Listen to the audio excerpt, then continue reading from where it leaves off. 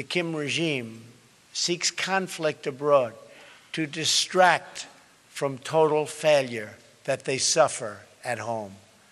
Since the so-called armistice, there have been hundreds of North Korean attacks on Americans and South Koreans.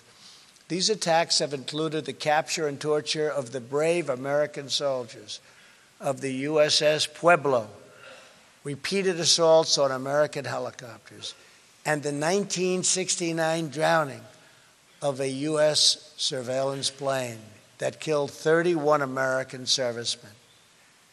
The regime has made numerous lethal incursions in South Korea, attempted to assassinate senior leaders, attacked South Korean ships, and tortured Otto Warmbier, ultimately leading to that fine young man's death.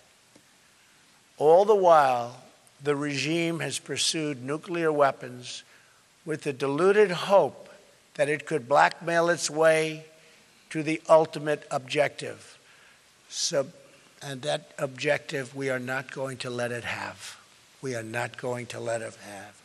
All of Korea is under that spell, divided in half.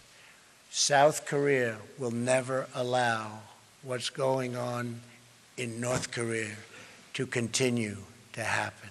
The North Korean regime has pursued its nuclear and ballistic missile programs in defiance of every assurance, agreement, and commitment it has made to the United States and its allies. It's broken all of those commitments.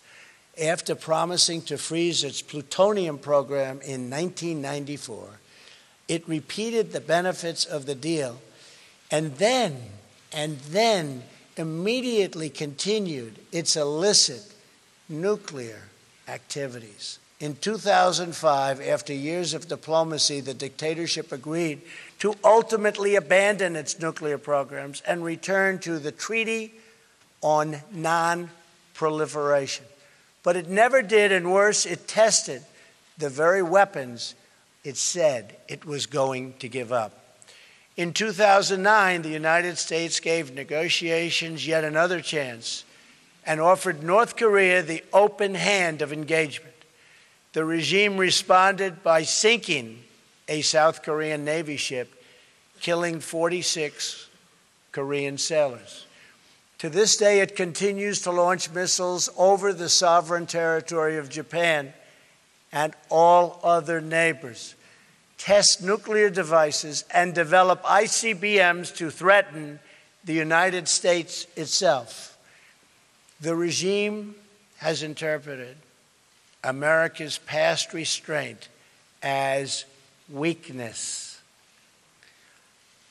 This would be a fatal miscalculation. This is a very different administration than the United States has had in the past.